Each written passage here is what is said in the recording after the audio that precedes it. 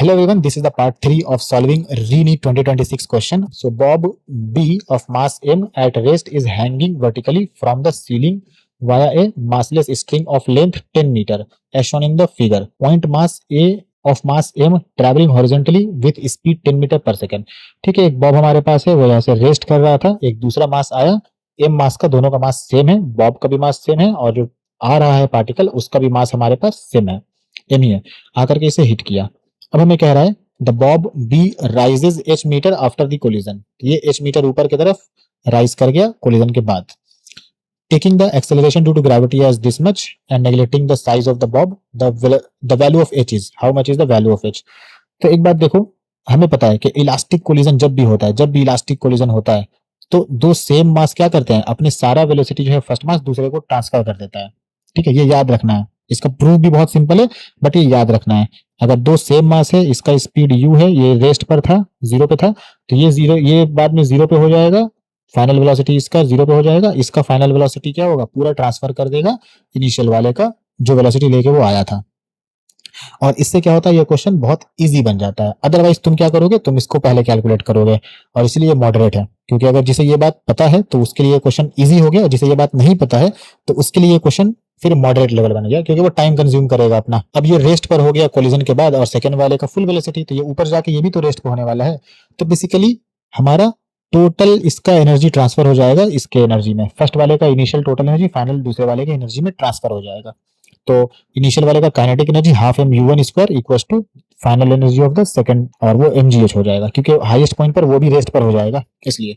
सो यहाँ से हम लोगों ने एम एम कैंसिल कर दिया, एच का वैल्यू हो जाएगा U one square by two G, और यू का वैल्यू इन लोगों ने 10 दे रखा है और जी का वैल्यू इन लोगों ने 10 दे रखा है. आफ्टर कैलकुलेशन 5 मीटर आ गया हमारा हाइट, जो कि ऑप्शन नंबर डी हमारा करेक्ट हो जाएगा. 4 नंबर ऑप्शन करेक्ट है. Let's move to the next question. An electromagnetic wave travelling in a lossless dielectric medium having a dielectric constant this much has the electric field Ex equals to this much, and where E naught is the amplitude and K is the wave vector. Amongst the following option the incorrect choice is. incorrect हमें बताना है, correct नहीं बताना है, हमें incorrect बताना है. चलो देखते हैं. The direction of propagation of the electromagnetic wave is along the positive z axis. Yes, कैसे, देखो सबसे पहले जो हमारा यहाँ पर आता है ना vt माइनस एफ, ये जो kz माइनस ओमेगा टी है, ठीक है, ये हमें बता रहा है कि direction of wave propagation is along the positive z direction. यहाँ से हम लोगों ने देख लिया तो वेव हमारा पॉजिटिव z डायरेक्शन में प्रोपगेट कर रहा है, तो ये तो हमारा करेक्ट हो गया. तो इसको मत टिक कर देना, हमें इनकरेक्ट पूछा है. The speed of electromagnetic wave inside the medium is, inside the medium, ऐसे तो हमें पता है कि बाहर मीडियम के क्या होगा, 3 इंटू 10⁸ मीटर पर सेकेंड होगा, बट हमें इनसाइड पूछ रहा है कि इनसाइड बता दो. तो हमें पता है कि इनसाइड का फॉर्मूला क्या होता है किसी भी मीडियम में, v equals to c by relative epsilon naught mu naught का रूट. अगर ये फॉर्मूला नहीं पता है तो याद करो इसको. तो c का वैल्यू 3 इंटू 10⁸, ई आर का वैल्यू 9 दे रखा है और म्यू नॉट रिलेटिव का वैल्यू कुछ नहीं दे रखा है, तो we will assume that it is space, मतलब 1 है, स्पेस तो नहीं है, but whatever is the material is it is 1. तो यहाँ से रूट करके 3 कैंसिल हो जाएगा और हमारे पास आ जाएगा, तो ये भी हमारा करेक्ट हो गया. नाउ थर्ड को देखते हैं. The wavelength of the electromagnetic wave inside, inside is very important, तो इनसाइड देखते हैं. तो v equals to n lambda, तो v की जगह पे 10⁸ पुट करेंगे बिकॉज अभी अभी हम लोगों ने निकाला इनसाइड के लिए, और n हमारे पास फ्रीक्वेंसी कितना है 10⁶. कैसे पता मुझे, ये होता है 2 पाई f, ये हमारे पास ओमेगा है और ओमेगा क्या होता है 2 पाई f होता है, तो 2 पाई हटा दो, जो बचा हुआ है वो f हो गया हमारे पास फ्रीक्वेंसी, या n हो गया. तो पुट करा, यहाँ से लैम्डा निकाला, 10⁸ 10⁶ कैंसिल होके 100 आ गया हमारे पास. तो 100 मीटर है, ऑप्शन तो 300 का है, तो ये हमारे पास हो गया गलत. अब यही हमें टिक करना है, तो हमारा करेक्ट ऑप्शन हो गया 3, और बाहर निकालोगे तो वो 300 आएगा. ठीक है, इनसाइड द मीडियम इज 100.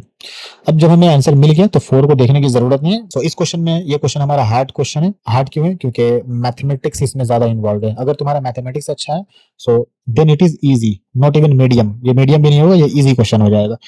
तो a particle of mass m moves along a horizontal x axis from x equals to 0 to x equal to l.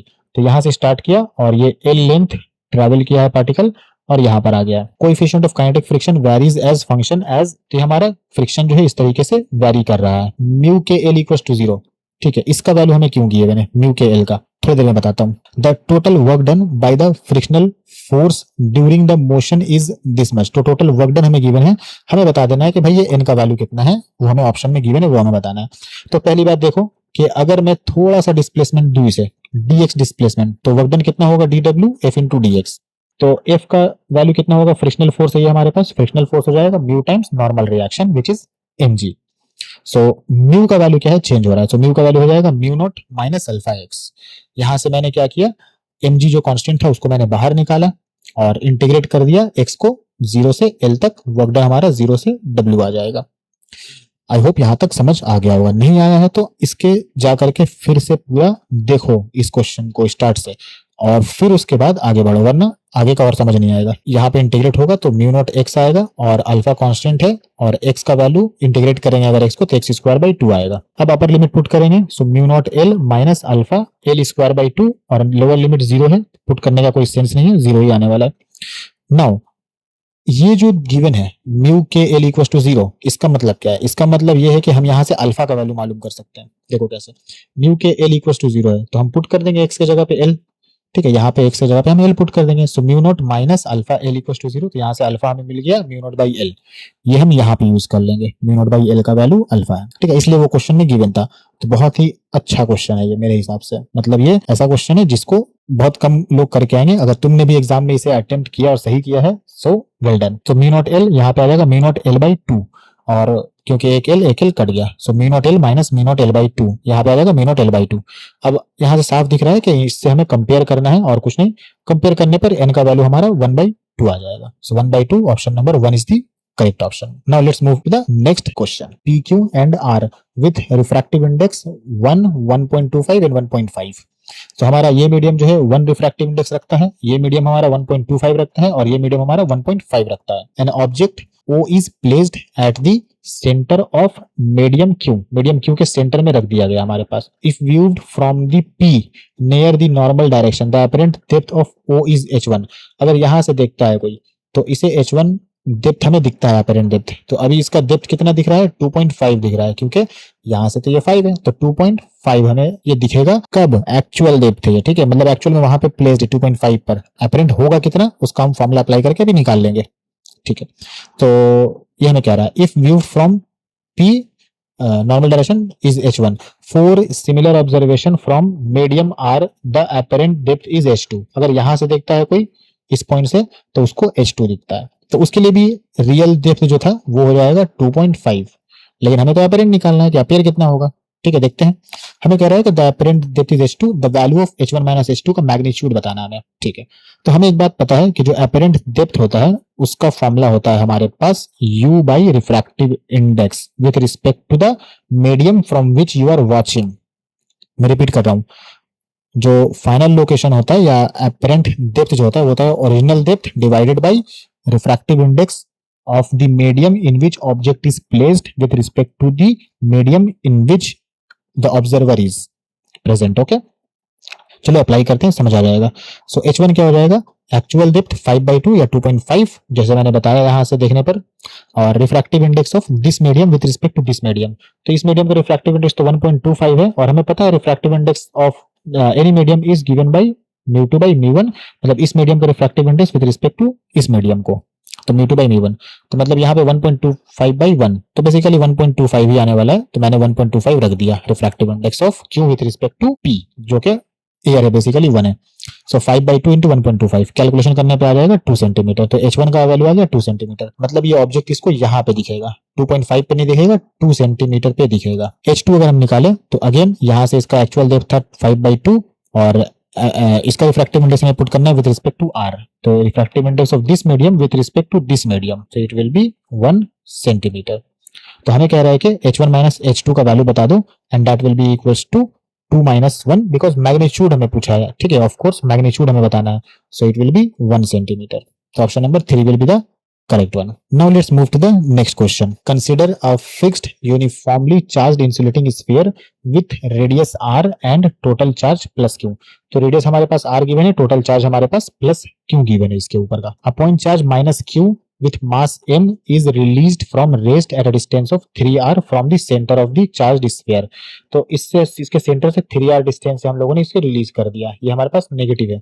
तो जैसे ही इसे हम रिलीज करेंगे नेगेटिव चार्ज को, ये क्या होगा, ये आस्ते आस्ते अट्रैक्ट होगा और अट्रैक्ट होने के साथ साथ इसका स्पीड बढ़ेगा। तो ये वर्क डन किस फॉर्म में स्टोर हो जाएगा, ये वर्क डन स्टोर हो जाएगा काइनेटिक एनर्जी के फॉर्म में। तो energy at this point, potential energy at this point, इन दोनों पॉइंट का पोटेंशियल एनर्जी का डिफरेंस निकालेंगे और उसको हम लोग काइनेटिक एनर्जी में स्टोर करवा देंगे। So half M V square will be equals to Q into delta V. अब डेल्टा वी क्या होता है, तो सबसे पहले तो एक स्फीयर के कारण जो हमारा पोटेंशियल होता है that is 1/4 pi epsilon not या Q/4 पाई इप्सिलॉन नॉट, उसके बाद 1/r ये होता है। ठीक है, पोटेंशियल, हमें तो पोटेंशियल डिफरेंस निकालना है, तो हम क्या करेंगे, Q/4 पाई इप्सिलॉन नॉट लिखा हम लोगों ने और उसके बाद 1/r2 माइनस 1/r1। अब r2 क्या है, फाइनल पोजीशन इसका सरफेस के पास है, तो सरफेस के पास डिस्टेंस कितना हो गया, r। अच्छा, उसके बाद इनिशियल पोजीशन कितना था, 3r था हमारा, सेंटर से 3r था, तो हम लोगों ने यहाँ पे 3r रख दिया। तो बस ये क्यू और क्यू को मल्टीप्लाई किया, नीचे में 4 पाई एप्सिलॉन नॉट रखा, इसको कैलकुलेट किया, 2/3r आ गया हमारे पास कैलकुलेशन के बाद, और ये 2 कैंसिल हो गया, और बाकी सिंपल कैलकुलेशन के बाद ये ऑप्शन नंबर 4 से हमारा मैच करेगा। ठीक है, कॉन्सेप्चुअल चीज जो था वो मैंने बता दिया, बाकी कैलकुलेशन तुम लोग पॉज करके देख सकते हो। Now let's move to the next question. So इसमें कह रहा है कि एक car travels on a circular race track of radius 50 metre. तो ये रेस ट्रैक हमारे पास है, इसका रेडियस हमारे पास है 50 मीटर, हमारे पास इसका रेडियस है at a speed of 10 metre per second. Then the wear and tear of its tyre is minimum. तो सबसे पहले वियर एंड टियर मिनिमम होने के लिए हमें फ्रिक्शन कम चाहिए, अगर फ्रिक्शन होगा तो वही तो वियर एंड मैंने टायर को खराब करेगा, टायर को वो घिस करके खराब करेगा फ्रिक्शन। तो फ्रिक्शन हमें चाहिए मिनिमम, आइडियली कितना चाहिए, 0 चाहिए, आइडियली वी नीड 0 फ्रिक्शन। तो लेट्स से फ्रिक्शन इज 0। तो सबसे पहले बात करते हैं इसका एफबीडी बनाते हैं। तो वेट एक्ट डाउनवर्ड mg और नॉर्मल रिएक्शन यहाँ लगेगा और फ्रिक्शनल फोर्स यहाँ लगेगा, और हमें चाहिए centripetal force in this direction. ठीक है, तो इसका फ्रिक्शन का भी कुछ कंपोनेंट हमें नॉर्मल रिएक्शन देता, ठीक है, बट हमें तो फ्रिक्शनल को 0 करना है। तो इस तरीके से इसका मोशन हो कि नॉर्मल का जो कंपोनेंट आ रहा है वो उसको नेसेसरी सेंट्रीपिटल फोर्स प्रोवाइड कर दे, वो उसको नेसेसरी सेंट्रीपिटल फोर्स प्रोवाइड कर दे, फ्रिक्शनल फोर्स की जरूरत ना पड़े। आई होप समझ आता होगा। वरना क्या होता है, यहाँ पे हम लोग फ्रिक्शनल फोर्स का कंपोनेंट लेते हैं, ठीक है, हॉरिजॉन्टल कंपोनेंट भी ऐड करते इस फोर्स में सेंट्रीपिटल फोर्स प्रोवाइड करने के लिए। सोच के देखो, अगर मैं वेलोसिटी इंक्रीज कर दूं तो मुझे एक्स्ट्रा फोर्स यहाँ डालना होगा उसको एडजस्ट करने के लिए, तो वो मुझे नहीं डालना। I don't need friction to add there, ताकि वेयर एंड टियर ना हो। तो बहुत आसान हो गया। तो एन साइन थीटा इस डायरेक्शन में सेंट्रीपिटल फोर्स देगा और एन कॉस थीटा इसके वेट को बैलेंस करेगा वर्टिकली, और बस डिवाइड किया, tan theta equals to v square by r g आ गया। v का वैल्यू हम लोग पुट कर देते हैं, 10 दे रखा है हम लोगों ने, और r का वैल्यू 50 दे रखा है, g का वैल्यू 10 दे रखा है, कट कुट के वैल्यू आ जाएगा 1/5। तो tan inverse 1/5, option number B या option number 2 will be correct option. Now let's move to the next question. Frictionless circular wire of unit radius is fixed on the horizontal plane. ठीक है, ये एक frictionless wire है, इसको ऐसे fix कर दिया। उसके बाद कह रहा है कि ऑन द प्लेन इस तरीके से हमें फिक्स कर दिया गया। 2 point particles of unit mass starts moving simultaneously from point A θ/2, theta equal to π/2, मतलब π/2 यहां से दो पार्टिकल शुरू किए हैं इस तरीके से मूव करना। Okay, with identical uniform angular speed, omega दोनों का सेम है। ठीक है, ओमेगा इक्वल टू θt होता है, तो ओमेगा दोनों का सेम है, बेसिकली टाइम के साथ omega same uniform angular speed से चल रहा है, और यूनिफॉर्म लीनियर स्पीड भी होगा उसका। लेकिन हमें तो वाई कंपोनेंट जानना है। क्यों जानना है वाई कंपोनेंट, बताता हूं। देखो, ऑपोजिट डायरेक्शन लाइक दिस, तो ये इधर जा रहा है और ये इधर जा रहा है। अब कह रहा है कि during this time which of the following schematically represent the magnitude of total linear momentum। हमें टोटल लीनियर मोमेंटम बताना है सिस्टम का, ओके, ऑफ द सिस्टम। तो एक बात देखो, लीनियर मोमेंटम हम कैसे बताएंगे। लीनियर मोमेंटम हमें पता है कि total mass into velocity of centre of मास होगा। तो मास हम m मान लेते हैं यहाँ पर, और इन्होंने यूनिट रेडियस कह रखा है, और मास भी आई थिंक यूनिट ही कह रखा होगा, यूनिट मास, यस। अब फिलहाल m मान के चलते हैं अभी, और r मान के चलते हैं। तो ये अगर हमारा r है, ये रेडियस अगर हमारा r है, और ये हमारा थीटा एंगल है, तो ये वाला पार्ट आ जाएगा r cos theta x axis का, और y एक्सिस का आ जाएगा r sin थीटा। कंपोनेंट अगर निकालेंगे तो r sin थीटा आ जाएगा, ये वाला पार्ट। एट एनी पॉइंट, इस पॉइंट की बात करें तो इस पॉइंट पे भी हम निकाल सकते हैं, हर पॉइंट पे निकाल सकते हैं। तो एक बात देखो, सबसे इंपॉर्टेंट बात इस क्वेश्चन की, जब पार्टिकल यहाँ पे था दोनों, तो वो तो उन दोनों का सेंटर ऑफ मास भी वही था, लेकिन जब सेम स्पीड से मूव करेंगे तो ये जितनी दूर आ रहा है ये भी उतनी ही दूर आएगा। तो इस पॉइंट का और इस पॉइंट का दोनों का जब हम सेंटर ऑफ मास निकालेंगे तो सिमेट्री से मुझे पता चल रहा है कि वो तो फिर वाई एक्सिस पे ही आएगा। अब ये पार्टिकल जब यहाँ आएगा और दूसरा पार्टिकल यहाँ आएगा तो अगेन ये दोनों का सेंटर ऑफ मास सेंटर पे आएगा, क्योंकि मास सेम है, इसलिए मास डिफरेंट होता तो फिर हमें फिर प्रॉब्लम होता। एनीवे तो यहाँ पे हमारे पास फिर से जब दोनों पार्टिकल आएंगे तो मास फिर यहाँ पे सेंटर ऑफ मास आ जाएगा। इस तरीके से हर समय सेंटर ऑफ मास इस डायरेक्शन में मूव करेंगे। लेकिन क्या सेंटर ऑफ मास का स्पीड यूनिफॉर्म होगा? आंसर है नहीं। क्यों? क्योंकि हमारा ये ओमेगा यूनिफॉर्म है, ठीक है, तो ओमेगा हमारा यूनिफॉर्म है, लेकिन वाई का जो वैल्यू है वो तो हमारा आर साइन थीटा है, तो हमारा आर साइन थीटा हो जाएगा वाई, और इसको हम डिफरेंशिएट करना होगा हमें सेंटर ऑफ मास का वेलोसिटी निकालने के लिए। इसलिए इस क्वेश्चन को मैंने हार्ड में डाला हुआ है। नहीं समझ आया वापस से रिपीट करके देखो, समझ आ जाएगा। फिर भी ना आए तो फिर कमेंट कर देना, मैं बताऊंगा उसे डिटेल में, ठीक है, या फिर मैं वीडियो बनाने वाला हूँ जिसमें मैं इस सारे पीवाईक्यूज को बहुत ही डिटेल में सॉल्व करने वाला हूँ रीनीट के। बहुत जल्दी मिल जाएगा 2-3 दिन के अंदर। If you want then you can subscribe to support me. Let's come back to the question. So 2m और velocity of centre of mass, तो velocity of centre of mass will be dy by dt। अब y का value कितना है? r sin theta. तो r हमारा constant मैंने बाहर कर लिया, और sin थीटा का डेरिवेटिव होता है cos theta, we know that. तो ये आ जाएगा 2 इंटू 1 इंटू 1 और cos थीटा। वैसे हमें 1 ना भी पुट करें, कांस्टेंट समझ लें तो भी हमारा काम हो जाएगा। तो 2 cos थीटा हमारा हो जाएगा linear momentum of the system. अब इसको cos थीटा का ग्राफ कैसा होता है हमें पता है, cos थीटा का ग्राफ ऐसा होता है, ये पीछे की तरफ ऐसा होता है, ठीक है, हमें पता है ये बात। लेकिन अगर तुम ऑप्शन को ध्यान से देखोगे तो ऑप्शन में जो है हमारे पास ये ग्राफ देखो प्रेजेंट है ऐसे करके, तो ये ग्राफ ऐसे दिख रहा है, cos थीटा का ग्राफ लग रहा है कि पॉजिटिव होना चाहिए, बट नहीं, ये गलत है, ये सही है। क्योंकि अगर इसको थोड़ा जूम करके देख लेना, क्योंकि यहाँ पे यूनिट इन लोगों ने π/2 से -π/2, ठीक है, यहाँ से π/2 से -π/2, ये पता नहीं कैसे -π/2 राइट साइड पर है, नंबर लाइन पर वो तो लेफ्ट पर होता है, बट जो भी है ठीक है, मान लो कि सही है। तो π/2 से -π/2, तो ये देखो पॉजिटिव कर्व ऐसे बनेगा हमारे पास, ठीक है। इसको उन लोगों ने फ्लिप कर दिया है, मिरर इमेज बना दिया है, ठीक है, एनटीए मतलब, ठीक है, तो समझ जाओ तुम। और इस तरीके से हमारा option number 4 will be correct option. Acceptable है, उतनी बड़ी भी मिस्टेक नहीं है, ठीक है, पेपर लीक नहीं है, बस हमारा एक्स एक्सिस में फ्लिप किया गया है, तो दैट्स ओके। अब आते हैं इस क्वेश्चन पे हमें। तो इस क्वेश्चन में हमें कह रहा है कि 3 identical PN junction diodes D1 D2 D3 are connected across a battery as shown in the figure. बहुत ही छोटा फिगर है, मैंने यहाँ पर जूम करके बना दिया है। सो सबसे पहले हमारे पास डायोड 1 है, डायोड 2 है, डायोड 3 है, और रेजिस्टेंस हमारे पास सेम रेजिस्टेंस कनेक्ट है, सो पोटेंशियल भी सेम होगा, और डायोड के अक्रॉस में पोटेंशियल भी सेम हमें मिलेगा, क्योंकि डायोड भी सेम है इसलिए पोटेंशियल भी सेम मिलेगा, और हमारे पास रेजिस्टेंस सेम है तो रेजिस्टेंस सेम पोटेंशियल कंज्यूम करेगा। लेकिन हमें यहाँ पर एक इंपॉर्टेंट बात कह रखा है कि if the width of the depletion region in D1 D2 D3 are W1 W2 W3 respectively then correct option is।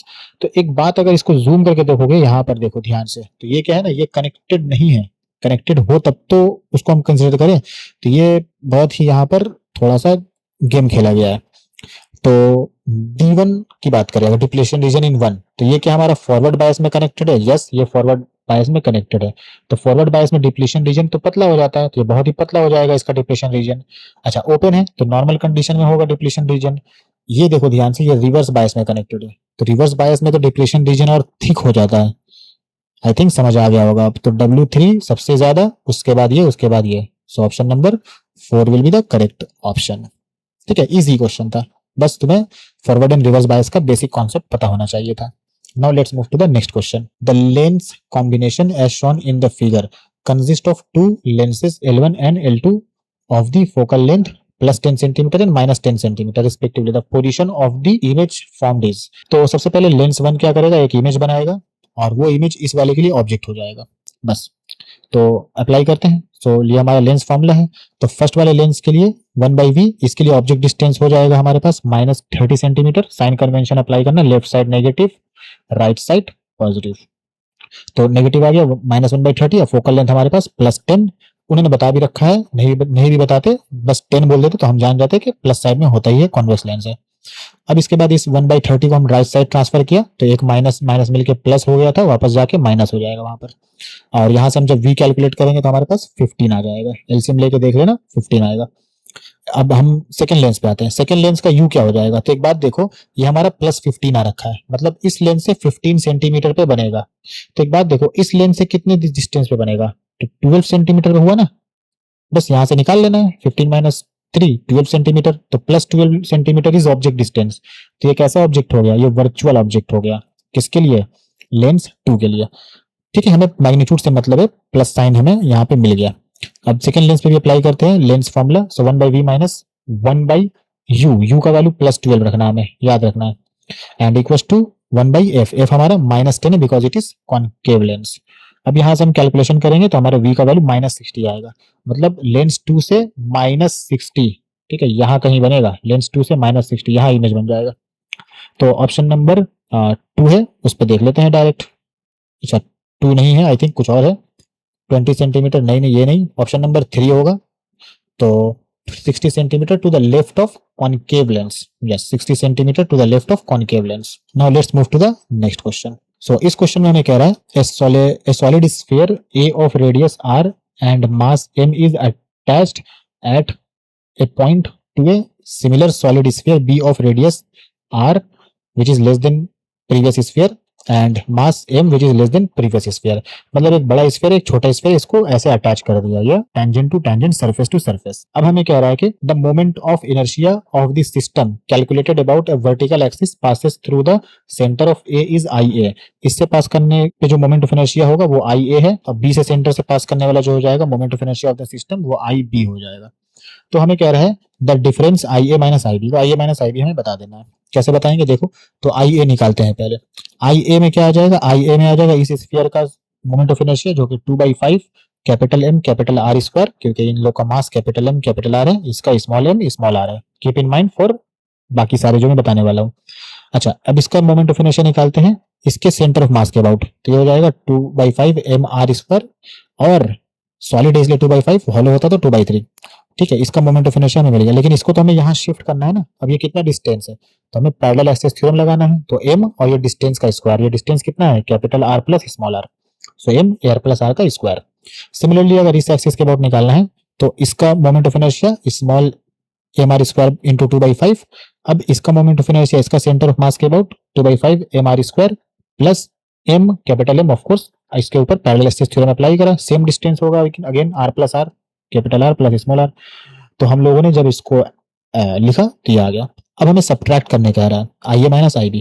तो एक बात देखो, IA माइनस IB, तो ये पार्ट कट गया, ये पार्ट कट गया, बस ये बचा R प्लस R का होल स्क्वायर कॉमन ले लिया मैंने, small m minus capital M बचा, विच इज ऑप्शन नंबर 3। तो ये भी क्वेश्चन क्या है ना, इजी है, इसको मैं मीडियम भी बोल सकता हूँ लेकिन इजी बोलूंगा, क्यों, क्योंकि ये दिखने में बहुत डेंजरस है, लग रहा है कि क्या ही क्वेश्चन है, बट 3 लाइन में मैंने सॉल्व किया इसे, तो this is easy question. Rotation का अगर तुम्हें पैरेलल एक्सिस थ्योरम पता है तो बहुत आसान क्वेश्चन है तुम्हारे लिए। Now let's move to the next question. Consider that an electron is revolving in an excited state of hydrogen atom with velocity this much. तो इस वेलोसिटी से वो मूव कर रहा है, the radius of the orbit is this much, the value of X, हमें value बता देना है। हमें पता है कि रिवॉल्विंग इलेक्ट्रॉन को सेंट्रीपिटल फोर्स कौन प्रोवाइड करेगा, electrostatic force. So mv square by r equals to k e square by r square, मतलब k क्या होता है 1/4 pi epsilon nought Q1 Q2 upon R square. ठीक है, ये हमारे पास K हो गया, ये हमारे पास प्रोडक्ट बाई डिस्टेंस का स्क्वायर, कूलम्स लॉ। सो यहाँ से अगर मैं एक R कैंसिल करूँ, एक R कैंसिल करूँ, इस R को इधर भेजूं तो हमारे पास आ जाएगा के E square by mv square, के E square by mv square. अब K का वैल्यू मैंने पुट कर दिया, M का वैल्यू मैंने पुट कर दिया, E स्क्वायर का वैल्यू मैंने पुट कर दिया, E का वैल्यू गिवन था स्क्वायर करके मैंने पुट कर दिया, और V स्क्वायर का वैल्यू मैंने यहाँ से निकाल लिया। V का वैल्यू 25.6 का रूट था, स्क्वायर करेंगे रूट गायब हो जाएगा, 10⁵ था, स्क्वायर करेंगे 10 हो जाएगा। अच्छा इसके बाद अब कैलकुलेशन मैंने किया, कैलकुलेशन तुम लोग देख लो, बहुत ही बेसिक सा बात है ये। कैलकुलेशन के बाद हमारे 10⁻⁹ आ जाएगा, बगल में कुछ नहीं है मतलब x का वैल्यू हो जाएगा 1। So option number 1 is the correct option. Now let's move to the next question. The mean free path of molecules in an ideal gas A is half that of another ideal gas B. The diameter of the spherical molecule of A is twice that of diameter of B. ठीक है, हमें ये भी बता दिया कि diameter of A equals to twice of diameter of B, और mean free path of A क्या हो जाएगा, ये हो जाएगा half of mean free path of B। ठीक है, ये डेटा थोड़ा सा दिमाग में रखो। If number density of the gas A and B are, ठीक है, Na and B respectively, then the correct option is। Moderate question, because formula याद है तो फिर बहुत इजी, फॉर्मूला नहीं याद है इसलिए मॉडरेट मैं कहूंगा, बहुत लोगों ने मिस करा होगा, ये फॉर्मूला उन्हें नहीं पता होगा। So mean free path equal to 1/√2 pi D square N. यहां से देखो ये दोनों कांस्टेंट है, तो हम एक काम करते हैं, इन दोनों को यहां भेज के कांस्टेंट कह देते हैं। So lambda D square N will be equal to constant. So lambda 1 d1 का स्क्वायर इंटू n1, तो लैम्डा 2 d2 का स्क्वायर इंटू n2, बाकी कांस्टेंट है, so they will be equal. अब यहां से हम लैम्डा 1 को बोलेंगे लैम्डा 2/2, क्योंकि वो सेकंड वाले का हाफ है वेवलेंथ, और d1 को बोलेंगे डायमीटर 2d2, क्योंकि दूसरे वाले का डायमीटर का डबल है। अब कुछ नहीं है, सारे चीज कट गए, ये लैम्डा 2 कट गए, d2 का स्क्वायर कट गया, ये 2 और ये 2 का स्क्वायर 4 कटेगा तो 2 मिलेगा हमें, तो यहाँ पे 2 आ गया, n1 आ गया और n2 आ गया हमारे पास, तो 2na इक्वल्स टू nb।